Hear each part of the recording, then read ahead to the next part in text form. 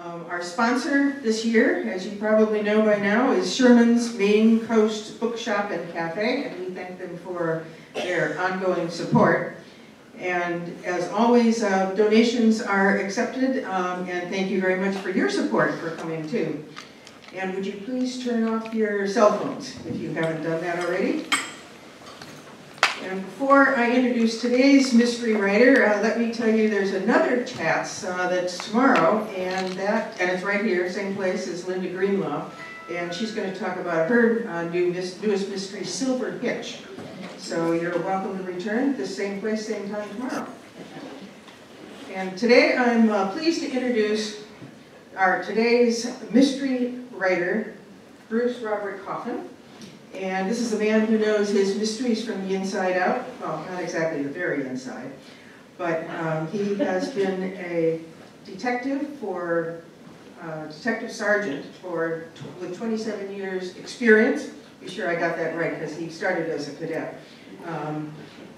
So 27 years experience in law enforcement, and he retired from the Portland, Maine Police Department, where he supervised all the homicide and violent crime investigations. His first mystery is Detective Sgt. John Byron series, Among the Shadows, and it is based in Portland, so you'll recognize some of the things as you read through it. And he'll be signing books afterwards, just outside. Bruce grew up in Portland, and at the University of Southern Maine, he was interested in writing, but became discouraged for many reasons. And in 1985, he decided to become a cadet with the Portland Police Department, and 27 years later, he retired, as I said, as a detective sergeant. Interestingly, as part of that service, following September 11 attacks, Bruce also spent 4 years working counterintelligence for the FBI, where he earned the Director's Award, which is the highest honor a non-agent can receive from the FBI before returning to his work at the police department. And Bruce just told me, well, let me read the next sentence here. Even as a detective, his interest in writing continued, but also, interestingly, he began a side career as a painter of portraits and other commissioned artwork, but you didn't tell many people he was starting to mystery write too. But as we were talking, he just was telling me about a portrait that he painted for the FBI that is down there in Washington, D.C., and maybe he'll tell a little more about that. Now, all of his experiences have come together, and his law enforcement experience clearly shows in his characters and realistic plots. I read the book and thoroughly enjoyed it, and Detective Sergeant John Byron is a suspenseful and enjoyable read. You really get a sense of somebody who knows this whole system from the inside. Bruce has also done a second novel, Beneath the Depths, and that will be released in August. And he is a member of the Mystery Writers of America, Sisters in Crime. Don't know if that fits yet. I'm a sibling. Ah, okay. And the Maine Writers and Publishers Alliance. So, Bruce, you are on. Thank you.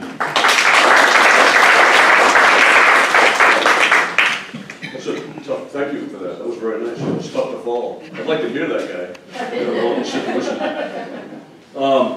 As Mary said, this really, for me, was my passion back in high school and college, was to become a writer. People want to know where stuff like that comes from. And I said, you know, really, I think all this really started, my love of writing and storytelling started with Stephen King.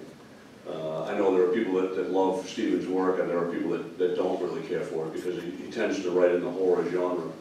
For me, it was really about storytelling. And the day that I was ruined was the day that my parents allowed me to read Salem's Lot. And I was like 11. When I say my parents, I think my dad was all for it. I'm not sure my mother was behind the idea. But it scared the hell out of me. And he did such a great job creating characters and a realistic setting that he could convince you that there was a community of vampires living over there near Pownell. And I remember, like, you know, thinking something's watching me through the window at night as I'm reading the book. But really at that point, something clicked and I realized that I wanted to become a storyteller. I just thought that was the coolest thing ever. Obviously, the better the prose, we all love that kind of stuff, but the storytelling really was the art for me. And so I spent, by the way, this is being filmed, so please be on your best behavior. I'm going to try not to swear as I go as well. So, but yeah, really, so I started doing that in high school and quickly fell in love with writing. And I think the statute of limitations has run out at this point, so I can probably tell you that this wasn't the first time I was paid to write, not recently. I actually was paid by my friends to write short stories for them in high school, which they turned in, so there's some really nice grades on there that are not associated with me at all. And then I actually won scholarships for my writing, which was really sort of overwhelming, I think, for somebody at that age. And it's funny, as I tell this story now, my days in USM started at '82. And I know what it has gotten to now as far as the expense incurred for these kids to go to college, but I'm not sure why I even needed scholarships. I think it was probably $50 a semester to go to USM back in '82, but maybe $50 went further, I'm not sure. So I went to USM, and the first thing I did was sign up for an advanced creative writing class. And really, as I said, that was my love. That was the reason I went to college, was to become a writer. And in short order, I had the unfortunate experience that I understand a lot of writers end up, that when they finally make it, go back and tell you how it started for them. I had this is the PC way of saying this, he was a less than nurturing college professor. I had other terms that I used back then in terms of endearment. But really, in short order, I went from straight A's to everything I wrote to struggling to find a way to get a D with this guy. And I'm sure, you know, being a young and impetuous teenager, that I probably wasn't as good as I imagined I was, but I certainly was not as bad as he was portraying me as. And in short order, I really became discouraged and decided that if writing wasn't going to happen, and that was my dream, then I needed to find another career path. And so I went back through my list of, you know, the things that kids want to be when they grow up, and because Major League ball player was right there, except for the fact that I couldn't hit and I couldn't throw. And, you know, basketball player, like I got the height, which was awesome. You know, really, Larry Bird and I are very easily confused, except Larry could, because neither one of us can jump, and neither one of us can run, but he can shoot, unfortunately, so he had me beat in that one category. And so I looked back, and a police officer was one of those things that kept coming back up. And I think for me, the closeness of that was the fact that my uncle was a police officer in the town of Laurel. He actually did 36 years on the job, obtaining the rank of lieutenant. And for me, when we would get together, my family would get together with people in Laurel where they came from, Wayne would quite often show up in uniform. He was supposed to be working, so I'm not sure why he would show up at these events, but he was in uniform. And I just remember seeing him in full regalia and thinking how cool that was, and how you know, I was really enamored when I saw that and how he carried himself. And I looked up to that, and which is ironic, because if any of you know Wayne, he's about 5 feet tall, so I was apparently seated while I was looking up at him. But that made an impression on me, and I decided to give that a shot. And back then, it's funny because really those were overwhelming odds as well. When the police departments had openings back then, you know, 300-400 people would show up to take the test. And today they struggle to find 25 to show up. And that either means that things have gotten tougher, which I believe we all agree they have, or the kids have gotten smarter and they decided there are other ways to make a living.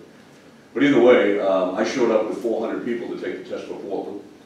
And apparently, even though my writing skills had eroded somehow between high school and college, my test-taking skills had not eroded.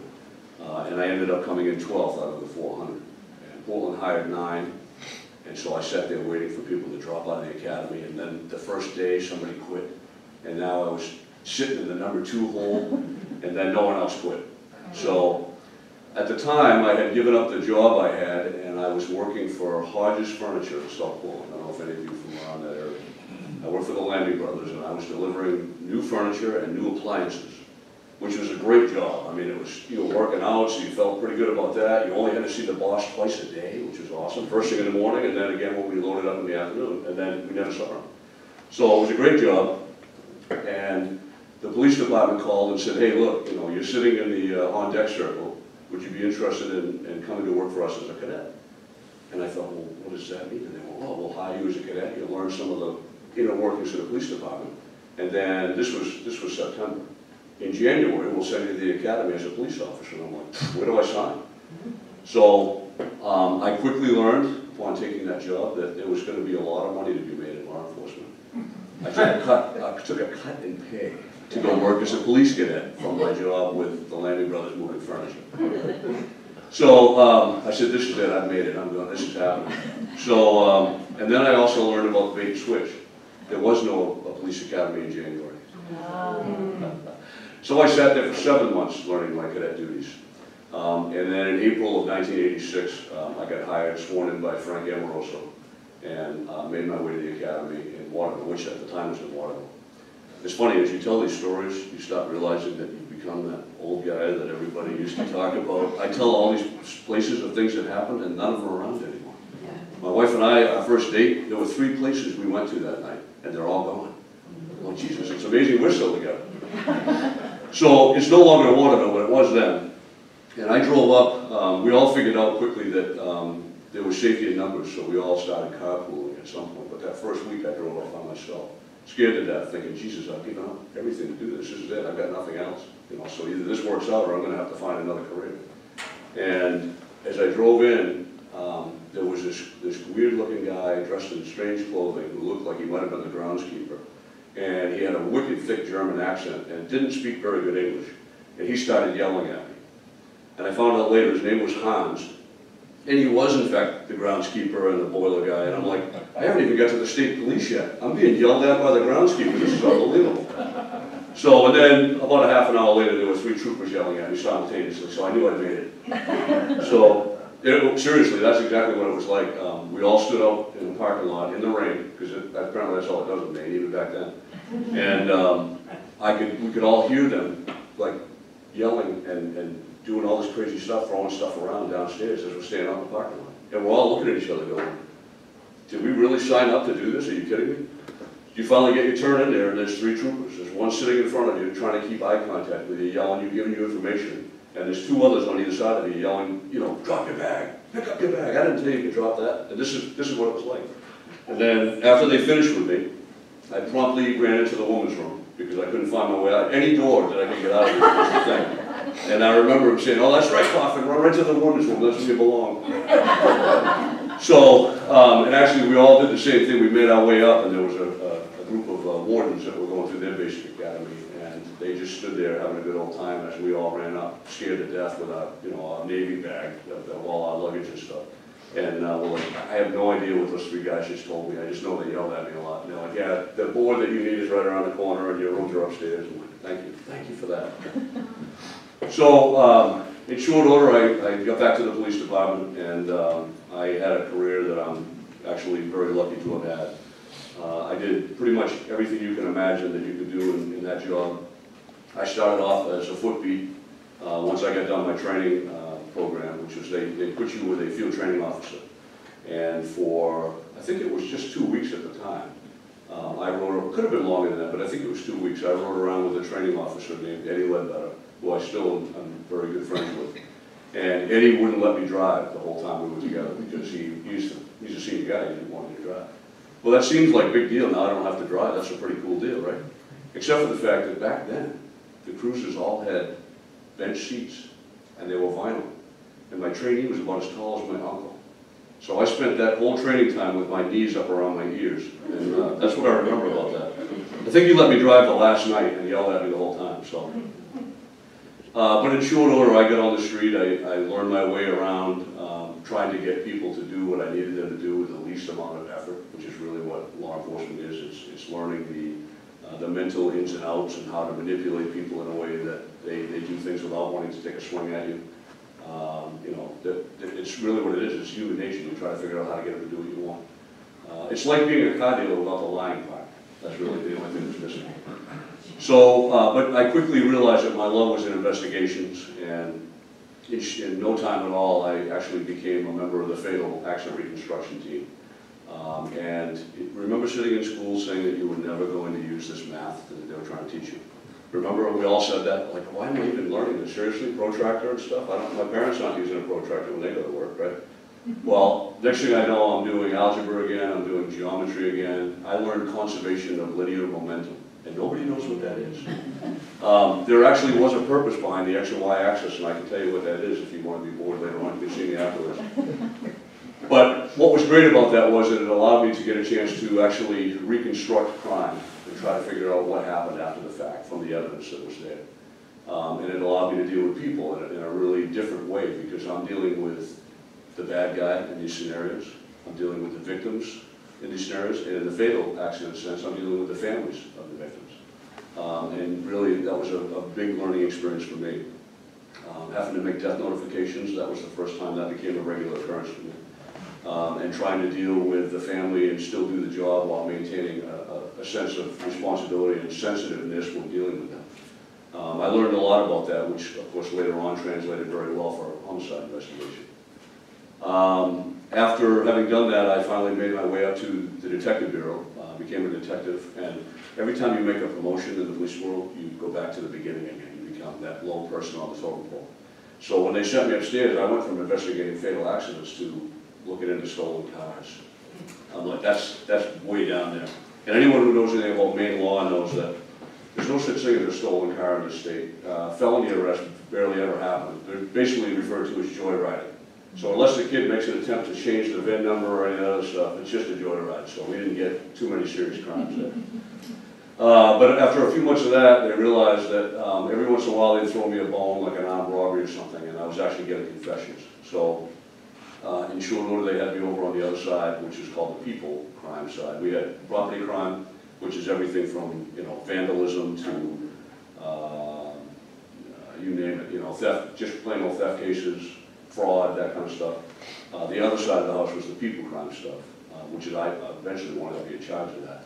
And they did everything from simple assaults to missing persons to rape to aggravated assault to reckless conduct with a dangerous weapon to murder.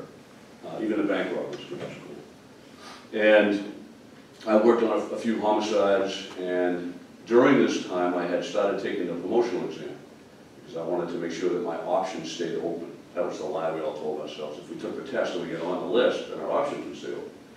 Well, I worked for Mike Chitwood, and I don't know if any of you remember him. Mike Chitwood made it hard for my options to stay open. When he realized where I was on the list, he wanted me to take the promotion. And my biggest fear in the world was that I would, if I left CID, which is really my dream job, that I wouldn't be able to come back as a supervisor. I worked with a number of people that were now high up in the department that never ever made it back to CID as a sergeant or lieutenant. So I kind of had to gamble, and as it turned out, I took the gamble and took the promotion. And after working investigations all those years, I had been off the street. I hadn't done that job. And so here I am, just like this. I'm standing my first night at the podium. I've got a bunch of young kids that look like none of them are old enough to be police officers working for me. And I'm giving class. You know, it's just like Hill Street Blues. You know, be careful out there. It's kind of like that, right? And I've got my brand new chevrons on, and the uniform's brand new, and I'm thinking, this is awesome. I've died and gone to heaven, right? And then it occurs to me as I'm giving all this information out to these kids that I haven't worked the street in a long time. Jesus, am I still going to be able to do this? Do I remember what it's like going out there handling stuff? And 20 minutes later, they assign me to a domestic in progress on Munjoy Hill. And the two officers that are assigned, who are actually supposed to be handling the call, I'm supposed to be supervising, are coming from the other side of town. So I get there first. And I'm like, well, here we go, trial by fire, right? In about 30 seconds, I'm rolling around in the middle of the street in my brand new uniform with this guy. And I went, I'm back. I can do this. I'm in. And they show up and they're like, hey, nice job, Sarge. You need any help? And I'm like, no, I guess I got this. Thank you. So yeah, that's how that went. And I was lucky once again. There was an opening 7 months later, and I got back to the Detective Bureau as a sergeant. So I was very lucky that that happened that quickly. I was the third sergeant at that point, sort of the third banana, in charge of those things no one else wanted to be in charge of. But I knew that I could work my way past that. And then 9/11 happened, and I had been doing work as sort of a go-between between our department and the feds already anyway. And I knew far too much already about how things work, and so they picked me to be part of the Joint Terrorism Task Force that the Boston Division put together. It actually already had joint terrorism task force in existence. Boston had one because of the attack on the Twin Towers that happened in '93 when they used the ladder truck to try to bring the towers down, or one of the towers down. And so they expanded upon that, and they began pulling from some of the local municipalities, the state police, that kind of thing. So I worked with members of local law enforcement, state police, FBI agents, CIA agents, analysts, you name it, we did all kinds of stuff. And then we also had one of the people that we contacted with to be able to exchange information and get things that we needed to get done was one of the contacts in the U.S. Attorney's Office that was assigned to our squad. And I love that job. People always want to know, what did you do over there? And I'm like, well, I can't tell you that, I'm kidding, but, and I'm only half kidding. No, I'm seriously, I'm kidding. But it was a great job. I did a lot of travel. My last trip actually was supposed to have taken me to Kabul for a week. And I don't know if any of you do a lot of vacationing, but Kabul, Afghanistan is not a real big tourist destination. They were very excited about the prospect of me and my partner coming over for a case we were working. They actually tried to entice us with the fact that there was an Irish pub in the green zone. And I kept telling my wife that. I'm like, this is very cultural, very, high-end, highbrow. So, and then my wife was not happy with the idea of me going over there. And again, I got lucky because, in a sense, I guess, because just before we were due to go over, everything was in place. Actually, I had all my shots, so I think I'm cured from anything I could ever run into in the desert. There was like 6 shots, seriously, it's unbelievable. So, but they began having serious attacks. They really upped the ante in the green zone, and so they decided to pull out. They thought it was too dangerous to send us over. So we were able to re-manipulate what we had to do, and we moved the whole thing to London, which, by the way, actually usually is a tourist destination. I'm not sure now it would be any better than Kabul, but back then that was a great trip.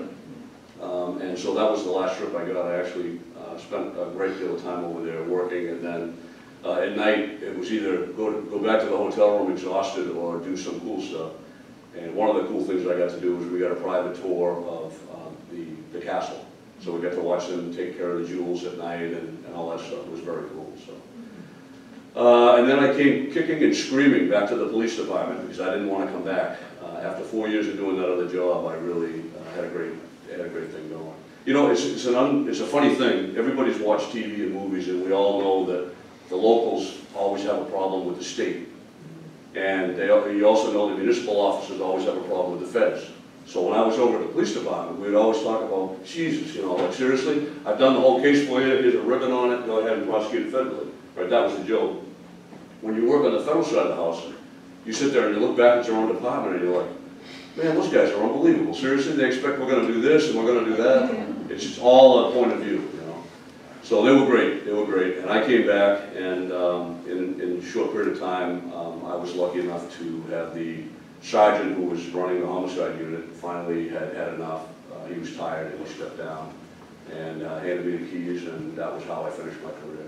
And it was funny, people ask, how, because it was a great job. I mean, this is the job I always had aspired to, was to be in charge of that. Because let's be honest, there's nothing cooler if you're going to do law enforcement work than trying to solve a murder. Trying to bring justice to a victim's family. And there's nothing worse than having a life stolen. I mean, really what we're talking about is the theft of a life. So being in charge of a group of people doing that was, to me, that was it. That's what I wanted to do. I turned down lieutenant twice.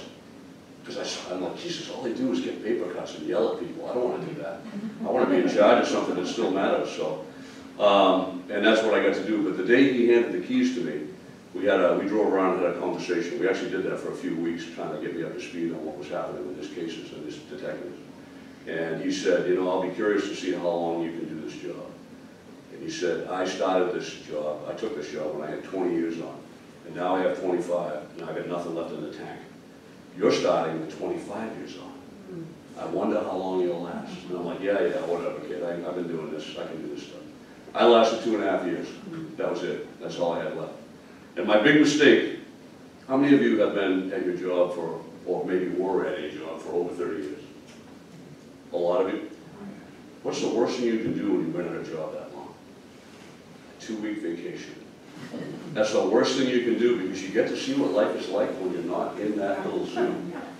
So up until that point, I had been, every vacation wasn't a vacation. I spent all my days and all my nights on the phone or on email putting out fires in my absence, or making sure that stuff happened that was supposed to happen. So I never really got that time off. And I stayed up on all those week-long vacations. And I finally decided, you know what, I've been on almost 28 years now, it's time to take a 2-week vacation where none of you can find me. So I basically said that, like, hey, fend for yourselves. There's other sergeants and lieutenants here, talk to them, leave me alone. So I unplugged for 2 weeks. We went up to northern Maine with my family, we stayed at Moosehead, and it was probably the best 2 weeks I could remember. The problem was, after those 2 weeks, I came back to work on Monday. And everything blew up. Everything that had gone wrong for the last 2 weeks was my problem by Monday morning. I started work at 6:30. I thought, well, I'll get there early, get a handle on this thing, right? By 9 o'clock, I'm sitting there and I'm watching everybody melt down around me. And I went back into my little Moosehead zone.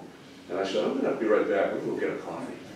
And I went and got a coffee. This is like one of those stories where the husband doesn't come back. I'm going to go out and get some cigarettes. So I did come back. But when I got back to the plaza outside the station, I pulled out my phone and I said, you know what? They told me when I started this job, I'd know when it was time. And I called my wife and I said, guess what? It's time. So she said, you're leaving? You're leaving? And I'm like, yeah, no, I'm getting done. I'll let them know when I go inside. So they all thought I was kidding. And then 6 weeks later, they found out I wasn't.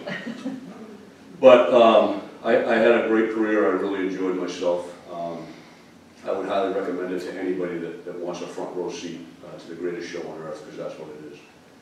There's no question. I got a chance to interact with and help a lot of people that I would never have met any other way. And it does come at a price. There's no question. I think even people that aren't in law enforcement now see what that price is. But so somewhere in here there's a link, right? You're like, Jesus, is he going to get to the point? All right. Well, the point is that my love of writing never went away. I think I cheated. I think by painting and doing artwork, that was my quick, I have 20 minutes to spare way to do storytelling through a different medium. But the love of writing never had gone away. I just didn't have time to do it. And so 6 months before I retired, somehow I got this bug in my brain that I wanted to start writing again. And you know, I sat down and I had the great American novel I was going to rip out, right? We all have that, right? The little Ernest Hemingway that's inside I was channeling. And so I didn't dare to tell anyone, not even my wife, what I was up to. And so I started writing on my new iPad. And she thought I was probably over there surfing God knows what, but I was actually writing. And at some point she figured out what I was up to. And I didn't want to tell anyone because I thought, that's a pretty big, hunk of cheese to bite off. If I can't pull this off, it's a failure, right? So I don't want anyone to know what I'm doing. Well, she figured it out, and she was very supportive, as she always is. And then my detectives found out, and I'm not sure how that happened. But, well, they are detectives, right? So, thank God, they finally solved something, right? So, and they were supportive. I thought they would laugh, and they didn't. And then it was like, wow, geez, a cop that can write, that's kind of cool, love to see what you're doing. And I'm like, well, maybe someday. So that whipping out that great American novel actually took me 2.5 years to complete. And it was 72,000 words of brilliance. It's unbelievable. And actually I found out later that 72,000 words will get you about a young adult book is what that is. That's not long enough to be, for us, we would be like, really, that's all we got? It's like reading the funny paper.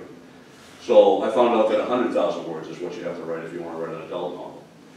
And so I went down to the New England Crime Bake. This was the second time I'd gone down to this. And a friend of mine, Kate Flora, who's, I'm assuming some of you know who she is. She's a great writer. She's a great person. She actually cut her teeth as an assistant attorney general for the state of Maine. And then she retired to become a writer because she was going to write the great American novel. And she actually told me, this is another story, but she told me that she wrote 10 of those great American novels before she got published. So she was actually not happy with how quickly this happened to me. And I made a point of telling her that I had two things going for me. One was I was stubborn enough to do 28 years of research before I started writing. And the other one was I had Kate Flora in my corner. And so she just folds up like a cheat suit. That's easy. She loves that. She just, say that again. So what ultimately ended up happening was I went down there with my brilliance and I said, Hollywood's going to be waiting for me to come down. They're going to make movies out of my books, out of this first book I've written, and it's going to be great. And about 20 minutes into it, I realized as I'm listening to publishers and editors and other writers tell you what you're not supposed to do when you write a novel, and all the dumb things that the first-time novelists do, I'd done almost all of those dumb things. And I'm like, Jesus, this thing's really bad. Like, seriously, what am I going to do with this? So I was depressed for about a half an hour, and then some things, yeah, it didn't take long. I think I might have gone to the bar. And a couple of things occurred to me. One was that I actually knew how to write a novel now. I completed a novel, albeit a bad one, but I completed a novel. And I'd also spent 2.5 years with these characters and my plot idea. And I'm like, Jesus, maybe it's just as simple as, now that I know how to do it, why don't I write a good novel? That really hadn't been my goal to begin with. I just wanted to write a novel. Now I'm like, what if I write a good one? So the idea became, I still love my plot, but now I knew what my characters were all about. And so that Sunday afternoon, driving back to Maine, I spent 2.5 hours, literally, like a crazy person, recording a synopsis into my phone all the way back to Maine.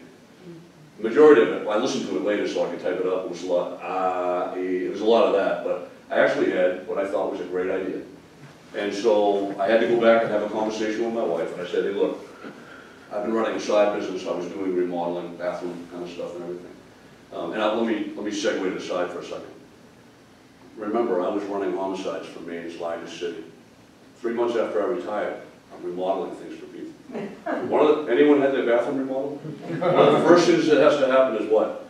You have to take the toilet out. So I'm down on my hands and knees in somebody else's bathroom. And I've got a sponge and I'm pulling all the water out of the bowl so I can unbolt it and put it into the tub. And I'm thinking to myself, holy crap, I have my arm up to the elbow in somebody else's toilet. And 3 months ago I was investigating homicides, running those cases. Oh my God, have I gone sideways, you know, like, wow. So I thought, I better write better. That's going to be the trick, I think, to get out of this. So I said to my wife, you know what, I'm really enjoying the remodeling. There's nothing more fulfilling than having your arm up to the elbow in somebody's toilet. But if I'm going to do this writing thing, it's hard. It's very hard, and I'm going to have to put all my effort into it. So if I'm going to do this, I need to try and give it my all. And I said, so what do you think about me just doing that? And I waited, and she didn't throw anything, which was good. And she said, you know what? I've carried your lazy ass for the last 30 years. What the hell's a little longer? Let's do it. So she might not have said it that way. Maybe she did, I don't know. Thank God she's still carrying me. So I sat down literally by the fire in my pajamas for not the whole time. I did change a couple of times, but by the fireplace probably for 5 months. My coffee hours lasted 5 hours because I'd sit down in the morning with a coffee and start writing, and I'd just keep going. And I was able to complete a 92,000 word manuscript in 5 months. But it took me 2.5 years to learn how to do that. Without that 2.5 year bad book, they call it the drawer novel. That's what everyone calls it. Like I say, Kate has 10 of those. I'm sure they're better than she thinks they are. In fact, no matter how bad I tell you that first novel was, it was called Death Watch. It's still probably better than a lot of the stuff we all watch on TV and movies today. But in the scheme of things, it wasn't very good. I didn't understand that the characters and character-driven novels were what we really all love. I had to realize that for myself. Why we watch some of the stuff we watch on television. Anyone here watch The Sopranos when that was on TV? Yes. Did you love it? Yes. Did you find yourself rooting for Tony Soprano? Yes. Okay, the guy's a mob boss. What's wrong with you? Seriously. But why did you root for him? You root for him because he wasn't a stereotypical mob boss. He's a real person, right? The guy's got problems. His daughters, the guys that work for him are trying to kill him. The guys that he's in competition with are trying to kill him. This duck's living in his pool, right? He's going to a shrink because he's having panic attacks. This is a real guy, somebody we can all identify with. So that's, for me, I figured out that was what the good writing was, and I needed to know what my characters were about. So when I wrote this second attempt at my plot, that novel became The Reaping. That's what I wrote it on. And so I showed it to a bunch of writers. Kate Flores said, holy crap, you've done something here. This is pretty good. And I'm like, really? Like, awesome. She's my doc. I call her my doctor. Probably because she's kept me from jumping off the ledge so many times. But she also has a monstrous red pen used for marking up manuscripts. It's unbelievable. Apparently it's never-ending flow of whatever's in it. And she is absolutely unmerciless when it comes to trying to make sure that I gave it my all. I'd come home and I'd tell my wife that I'd be mad after she looked at my manuscript because there are all things we all know how to do very well, and there are things we don't know how to do that well. And we usually just try to gloss over those and hope no one will notice. Well, every point I did that, I knew consciously what I was doing, and I just went, I don't really know how I want to do this part, so I just gloss over it and not do it. And she would mark those all up and say, I know what you're doing here. Why are you being lazy here? Do this right and spend some time on it. And she'd catch every one of those. I couldn't get anything by it. I thought I was pretty sly, but now she figured it out. So ultimately, I submitted a manuscript to HarperCollins or a couple chapters of it in August of 2015. This is all very recent. And I got a thing back from the editor saying, geez, I really love this. Why don't you send me the whole manuscript? And I'm like, wow, how cool is that? So I sent the manuscript. And then I stopped submitting, because I was already collecting rejection notices. Those are cool to collect, by the way. It's nice to have, I've got baseball cards, or I used to do that. Now I, collect rejection slips, and it's always cool to have something you can collect. And these weren't numbered either, so you didn't have to get the whole set. You could just get as many as you wanted. And I still have all of them, which is kind of nice. So, but I heard from them. Like I said, I sent them the whole manuscript, and then I stopped submitting because I figured, well, it's HarperCollins. I'll give them a shot to look through this. So I'm waiting every day, every 5 minutes, checking email to see if they've gotten back to me. And 6 weeks goes by. 6 weeks, not a word, it's like crickets. That's all we heard. And so I started submitting again. And then out of the blue one day, I got an email that when you printed it was 4 pages long. And it started with, anybody here ever had like a bad work evaluation from a boss I didn't really care for? Usually what do you get that 5 minutes of you are doing really well, except for all this stuff. That's what that email was. And so I thought, well, geez, that's the longest rejection letter I've ever gotten. This is a keeper right here. I'm going to frame this thing. So I sent it off to Kate, and she got back to me, and she said, do you know what this is? And I go, yeah, it's a really well-written rejection letter. They spent a lot of time on this. It's awesome. She said, no, this is an R&R letter. What does that mean? I thought it was like some drink like rum and something else, or rest and relaxation. Or she said, no, it's a revise and resubmit letter. I guess I still don't know what that means. I'm new to this. She goes, it means you're being tested. They want to know whether or not you actually can write. They've seen what you've done, but now with direction, they want to see what you can do better. So here are all the things they want to see if you can improve upon. And that was the end of the email. Said basically, hey, if you think you can make any of these changes, we'd love to have another look. We being the operative word. And she said, what this means is not only did they read the entire book, but they made notes about it. They talked about this. Your editor and his bosses talked about this. Like, remember LA Law? They all sat around the table at the beginning of the show and went, hey, do we want to work this case or not? And who wants to get stuck with it? Well, it was kind of like that. So basically, he's taking me on as a client. And either I pass this test and do a good job with it, and I end up being somebody they can work with. Because no one wants to work with that writer that thinks they know everything. You don't want to do that. You want to be able to shape the stuff and make it better. And the other thing she said was, they also want to see if you'll take your time and do this right, or if you're going to rush through it and send it back. Because that's what your first instinct is. Let's just make these changes and let's move. And she said, so I'm not going to let you send that back for a month. I'm like, Jesus, I don't want for you to do it. She said, no, you're not sending that back for a whole month. So I sat down, and every waking moment for the next 2 weeks, I worked on that manuscript. Actually, that's not true. The first day I walked around thinking, what the hell do they know? This manuscript is awesome. Like, well, I'm HarperCollins. I knew everything about publishing. So then I realized, Jesus, if I made that scene a little longer, that might be good. Or if that character did this, that would be better. And so, all right, those are pretty good ideas. So I changed every single thing. I improved on everything that they pointed out for 2 weeks. And then I'm sitting there and I realized, I still have 2 weeks to spare. What do I do with my 2 weeks? So I checked the calendar. Guess what? A year had gone by. The Crime Bake is back. I'm going down to Dedham, Massachusetts, and this time I have a 92,000-word adult novel to be able to share. And so I thought, well, this is really cool. It's a good position to be in. And I kind of have HarperCollins in my back pocket a little bit already that I can try to, what I need to do is I need an agent. And what do I do if HarperCollins offers me a contract? Now I'm in full panic. Like, Jesus, that's right. We were trying to get a contract. What if I get one? I've got no one to represent me. You're signing your soul to the devil here, and you don't have anyone on your side. I need an attorney at least, right? So I went down to Crime Bake, and my whole goal was to get an agent. So I spent that Saturday afternoon doing what we call speed dating with agents. It really was.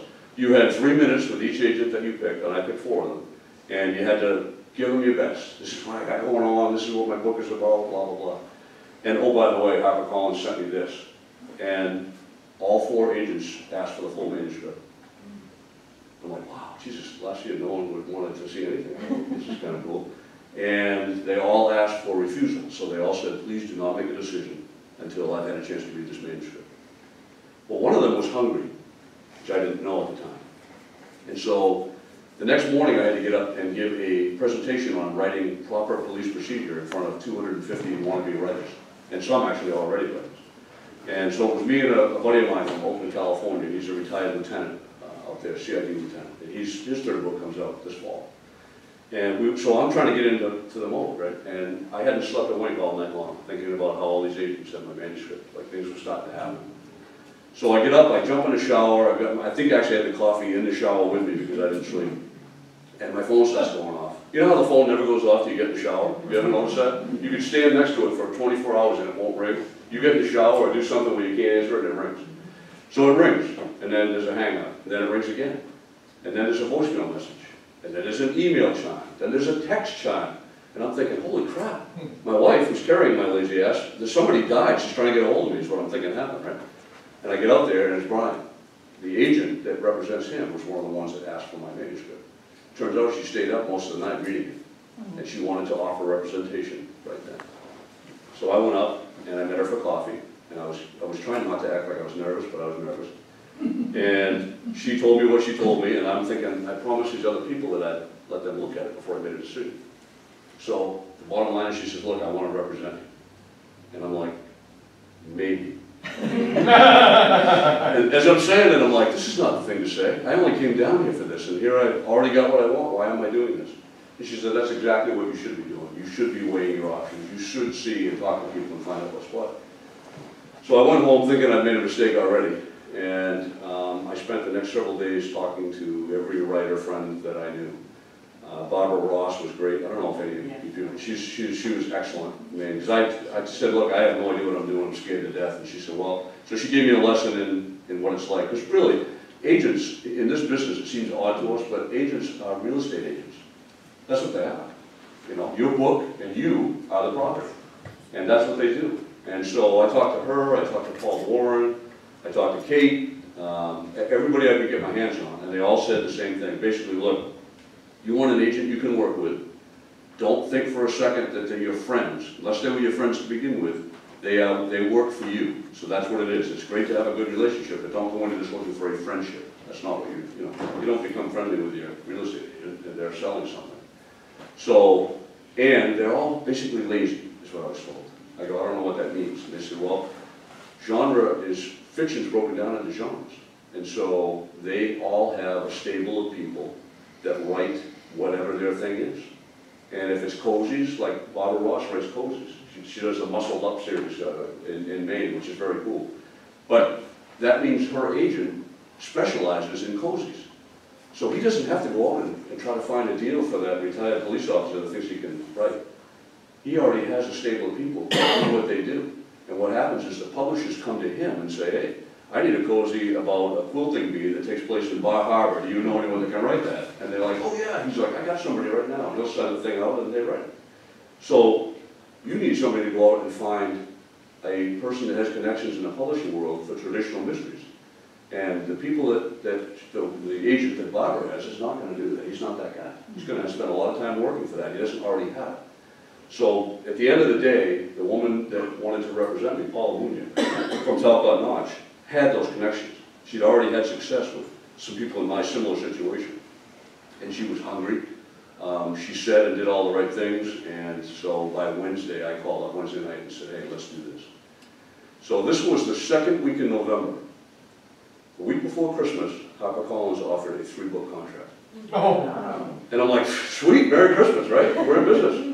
And she said, not so fast, Junior. It sounded a lot like Kate when she said that to me. She said, it doesn't work that way. I go, what do you mean? She goes, well, we have farmed this out to 6 major publishers. So we want to hear back from all of them. This is Christmas time. We can stall on this because no one does anything over Christmas in the publishing world. So she said. So I'm like, but they just offered a 3-book contract. She goes, yeah, it doesn't matter. We don't do that. We want to get you the best thing we can possibly get you. So I thought, well, Christmas is not going to be as stress-free as I thought, so now I've still got this hanging over my head. The week after Christmas, she gets back to me and sends me an email from Kate Biziak, and I don't expect any of you necessarily to know who she is, but at the time she worked for Random House. And Kate Biziak is a legend in the publishing business because Kate Biziak was the first person to sign Lee Child to a contract. And she said, holy crap, this TV guy knows how to write books. So she wanted to offer a 3-book E contract. And I said, geez, I really don't want an E-only contract. contract. You can take my word for it. When you go to a library, it's hard signing iPads for people. Most people don't want you to put a mark on it. So I said, I don't want to do this unless I also have a physical book to back it up. And so ultimately, this went on for a long time, and HarperCollins finally said, look, you know, it's February, you're stalling us now, we need a decision. We want to do this, and we want to know. And so Paula's advice to me, because Paula wanted me to have the hardcover, the audiobook, you know, the parade down Main Street, the whole deal. And I said, I'm just not sure about that. She said, well, I'm advising you to turn HarperCollins down. And I'm looking at my wife going, seriously? She goes, well, you hired her. I mean, she's acting in your best interest. She doesn't get paid unless I get paid. So I said, boy, that's really hard. So I said, so you're telling me that we're going to get everything you want. You're guaranteeing me if I turn HarperCollins down, I'll get anything I want. She said, well, there's no guarantees in this business. And I'm like, so I take her advice. She gets a hold of Harper and says, we're going to pass. Harper says, we don't want to pass. We'd like to have a conference call because we think we can address some of his concerns. I'm like, Jesus, did they actually do that? Did they actually say we wanted it? So we were on the phone for an hour, the three of us. We hammered out every question I could possibly come up with, questions that she had, concessions they were willing to make. At the end of the day, we got off the phone and I called her back, or she called me back. And I said, look, here's the deal. I've talked to enough of these other writers that have gotten big advances and never earned out. And then next thing you know, 1 or 2 books later, they're trying to find a new publisher. And now they're in the middle of a series that they can't sell because the new publisher's not going to make any money on the last 2 books. I don't know if I want to do that. Plus, I don't know about you guys, any Red Sox fans here? How many people have we signed for $50 million who were the best baseball player on the planet? And as soon as they come to Fenway or New York City, they forget how to hit. Like seriously, all of a sudden that money is a big pressure. So I thought, you know what, I'd rather go the other way and kind of low end this thing. Like it's a major league team I'm playing for, but I have that minor league contract where I don't have to worry about that. All I want to do is write good books. So that's my goal. And she said, you know what you're saying makes a lot of sense, and this is a good way to do this, so let's do it. So she got back to Nick Amflet, who's my editor, and we were off and running. And then, because this is how things work, everything's weird. We had a verbal agreement in February. I didn't get my contract till April. It's a 13-page contract, by the way. Thank God I had an agent. I'm reading this, and my stomach is all rolling over, and I felt the same way I did when I signed my first mortgage. Remember signing that first mortgage? You know, the house is only worth this much, but over 30 years you're going to pay this much. That's what it was. And I remember signing on the dotted line thinking, Jesus, I've written 100,000-word novel. I've got to write 2 more? Like, are you kidding me? I haven't done that yet. And so that was kind of scary, but it was cool. But in February, while we're having this deal, my first short story was actually published a month before HarperCollins asked for my manuscript back in July of 2015. And about a week before that, I was in severe depression that my writing would never get published. Because I'm thinking, I'm trying to get a novel deal going here. What am I thinking about? I haven't even been able to get a short story published. I keep coming up to bridesmaid in every one of these little contests or submissions and stuff. And I got a particularly nice, you almost made it, Kate, email that I sent to Kate. And she said to me, she goes, you know, I have found in this business when you get as close as you are right now that something good is waiting around the corner. A week later, I find out that my first short story, Foolproof, which is it's a historical short story. It's about a jailbreak from the old Thomaston State Prison. Again, that's not here anymore, like everything, right? They tore it down. At some point, they're going to tear me down. We're just not there yet. And so that was the first short story, and I got an email one morning that said, congratulations. And I think it was right next to a spam email, so I assumed that I'd won that free cruise someplace and only had to pay $5,000 to go on it. And I realized that it was congratulations from a publisher. And I'm like, holy crap, they're going to publish my short story. And I literally did the Snoopy dance into the bathroom to tell my wife about it. She was in the shower. I probably should have called her. That would have been better. So 6 months or whatever, 5 months later, what's the math on that? So we went from that was in July that I found it out. And so the same month, in February of 2016, that I find out that we have an agreement with HarperCollins, I get an email one afternoon from Otto Penzler's assistant in New York City. Otto Penzler owns the Mysterious Bookshop in New York City. He is Mr. Mystery. If he doesn't own it, he's written a foreword to it. And he's probably got the biggest mystery collection in the world. He's got the coolest bookstore for mysteries in the world. And he has done so much for this business, publishing, editing, the whole deal. Well, one of the things he's known for is called Best American Mystery Stories. And for the last 21 years, Houghton Mifflin Harcourt has put out an anthology of the 20 best short mystery stories from North America. So every one of these stories had to be published someplace the previous year. And North America means just that, it's the US and Canada. So this is something I didn't enter. Like, I enter stuff and they turn me down. That's how it's supposed to work. So this thing I find out that they read my short story somewhere, right from the anthology. And they picked my mystery story to be one of 20 in the Best American Mystery Stories. So it's in there. Now what's cool about this is, and that's cool on its face, but this is the first short story I had written since college. Remember when I couldn't write? When I stunk? I should have just stuck with writing stories for other people, I guess. But so this is the first short story. This popped into my head one day while I was trying to write a novel. I set it aside because it wouldn't go away. And for 2 days, I wrote this story down. And so this is the one that gets published. It gets picked to be in Best American Mystery Stories. And it's in the 2016 collection with stories from Stephen King, Elmore Leonard, Art Taylor, Megan Abbott. And I'm like, holy crap, are you kidding me? I don't even need to read the rest of the book. I just go to the table of contents and I'm like, wow, wow. And they're like, yeah, what about your novel deal? I'm like, whatever, look at this, Stephen King and Elmore Leonard. And so that was just unbelievable to me. And it was something that just happened. Like, you know, they read 3,000 to 5,000 short mystery stories a year. And what they do is every year they pick 50 of the best stories. They bring in a guest author. And that guest author will narrow that list to 20. And so the other 30 get, you know, hey, honorable mentions, nice job, come back next year. And then the 20 get published. So they've had James Patterson as the guest author. They've had Stephen King as the guest author. My year was Elizabeth George, who writes the Inspector Lindley series. And she's very nice, by the way. Plus she speaks with a British accent, so I could listen to her all day anyway. And yeah, so I mean, it's just crazy how that happens. So, and I remember Kate used to tell me as I was, you know, bitching about her marking up my manuscript and telling me that I needed to not, you know, gloss over stuff, that I needed to be careful what I wish for, because my writing was that good and it was going to happen. And I'm like, well, that's something you say to people when you're being nice, right? It's something my college professor should have said at least once, but he didn't do that. And she's told me every day since, be careful what you wish for. And it has continued to do just that. This has been like, you know, I keep waiting for the coach to turn back into a pumpkin. Like, it's almost midnight, damn it, I gotta hurry up. But it hasn't, it just keeps going.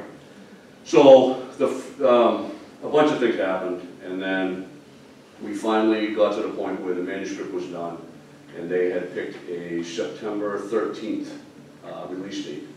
And then the paperback, the trade paperback, would follow the week after. Well, they intentionally picked those because they knew we were going down to Belgium, me being my wife. She took a little time off. She has to get back to work to carry me, but you know, during that week she took a week off. We went down to the World Mystery Conference, the Belgium World Mystery Conference in New Orleans. And so I went from, I didn't have a book out, and then 2 days before the conference happens, the book gets released. And then we fly down there, and all of a sudden people are grabbing me by the arm and pulling me over here, and oh, I'm your publicist, and I'm this, and I'm that, and I'm like seriously? Did you confuse me with somebody else? And 4 different times during this conference, they've got us all the HarperCollins authors seated at these long tables, and you get your little name tag, and you get all your writing equipment and stuff. And there's people back here feeding you with things to sign, and there's a poster, a hard-mounted poster of my cover of my book behind me. I'm thinking, Jesus, this is still somebody else's chair, right? People are lining up to get autographs, and my wife keeps taking pictures because my smile wrapped right around me. And I'm like, this is unbelievable. I've died and gone to heaven, seriously. And then the reality hit me in that, not a bad way, but the reality hit me. At one point, I had walked through the bookstore they had, which is just a monstrous auditorium. One of those ones where the walls separate and they keep sliding back. It just keeps getting bigger. There's like 12 book dealers there. And every single mystery novel you could ever want. You know, the old rag things from the 40s and whatever, they had collectible stuff, they had new stuff. Lee Child books were everywhere, because he was one of the big guys that was down at this thing. And so I'm watching a panel, and it is all female mystery writers. And they're all writing strong female protagonists. And just because mystery writers have an evil side, they made Lee Child be in charge of this group. And it was funny as hell. I mean, the whole thing was just hysterical. They would jab him, and he'd try to give a little jab back. And the American versus the UK thing, and it was very funny. And then afterwards, everybody in this whole conference, 2,000 people were smart enough to know that Lee Child, when he got done doing that, was going to sign books, except me. I didn't know that. So I'm like, holy crap, I got to get a Lee Child book so I can get his autograph, right? So I go back in there, and every single Jack Reacher book is gone. Gone. They've all been sold. And I'm like, what am I supposed to do? I mean, literally, I'm running around like a 5-year-old going, holy crap, Santa came and I didn't get anything, right? So I find a used bookstore guy that says, geez, I've got one hardcover copy left. It's an older one, but it's in great shape, and it's already signed. And I'm like, well, it doesn't say to Bruce Coffin on it, though, does it? So I bought it, and I went over and depersonalized it. So. But I'm thinking as I'm standing in line with him, like with my stomach all nervous and stuff, that I was already on the other side of that table 4 times. Like, and it doesn't matter. You're like still fanboy when it's your right. You know, it's unbelievable. And he said, he was laughing about it. He goes, I was exactly the same way. He said, you know, the only difference between you and me is I've done this 21 times. I'm dumb enough to keep doing this. You just started. So it was very cool. But rubbing elbows with Lee Child and Harlan Coben and C.J. Box and Reed Farrell Coleman. It was just awesome. It was unbelievable. And I tell everyone that Kate Flora really was my mentor to get to this point. And now it is Gail Lynch. I don't know if any of you know Gail Lynch. She writes, she's written all kinds of stuff. Her thing is spy novels.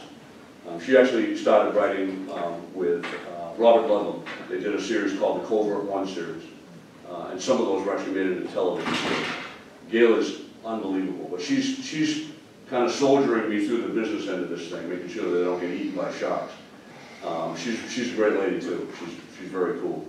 I think if she'd written the Bourne series, she would be the bigger one right now, not Robert Ludlum. You'd be like, who's Robert Ludlum? But Gail she's excellent. She's very cool, and she's tireless. One of the stories I like to tell, which is kind of cool, it's just a little short anecdote, and then I'll open it up to questions for you guys if you have any. This is one of those weird things that just sort of comes around, and it's hard for me to explain. If you've read my book, you know that John Byron loves to say he doesn't believe in coincidence. There's no such thing. And I like to say the same thing, but the reality always is a little different. I met Kate Flora back in 2001 when we were working a murder case. It was the Amy St. Laurent murder. And if any of you have read the book, Finding Amy, and if you haven't read it, go out and get a copy of it. Excellent book. Why I like it is because I worked the case, so I know exactly what we went through to do that case. And she co-wrote that with Joe Laughlin, who was at that time my lieutenant in CID. Then he went on to become the deputy chief, the acting chief, and then he retired. Now he sells steak sauce. But he's also a writer. And they co-wrote that book together. Kate, being the writer, was able to write a cohesive story about the murder and about the trial and all those things that went on. Joe really more wrote what happened behind the scenes, the stuff you don't get. Actually, the stuff that I put into these novels. I want you to see exactly what it's like trying to do that job and maintain a normal life, which is next to impossible. But, and I remember the first time I met Kate, Joe said, look, there's a writer coming in, she wants to interview all you people, you know, we want to go down and talk to her about the case. And every one of us resisted. I actually had to be ordered to go down and talk to him because even though I heard author, in my mind, I'm picturing reporter. And that case for us was a painful case to work. In 28 years, I was very, very good at not allowing a victim to get into my head. To not allow myself to get too close to what I was working on so that I could maintain that distance and not allow it to become emotional for me, just to do the job. Just to be cold and distant and do the job. That's what police work. That's how you survive police work. We all failed with Amy. We get a lot of victims that are unsavory characters themselves. And those are great to work because you don't get that connection. You don't feel bad necessarily for the victim. You want to catch the bad guy. The game we play with ourselves is that there's somebody worse out there, someone more despicable actually killed this person. So that's how we do it. But when you get a victim as pure as Amy, she was just the kid that we all wish we had. And so we made the mistake of letting that get personal to us, where suddenly you couldn't separate out your emotion from the case. It was very painful, every aspect that didn't go well in that case. And adding to that was that her family really adopted us, where they should be just writhing at home in misery and all this other stuff while we're trying to find the missing daughter. Every night they're all putting posters up and talking to people in the old port where she was last seen. And then they're making us dinner and bringing it to the station to keep us going.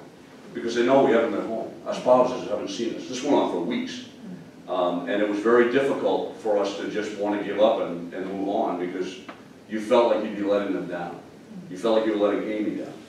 So that's what a big deal this case was. So the day that I had to get out and talk to Kate, Joe wanted me to go and talk to her. And I wasn't going to tell her anything. That was my goal. I'm like, I'm not talking to this lady. She's going to just exploit this, and I don't want to be part of that.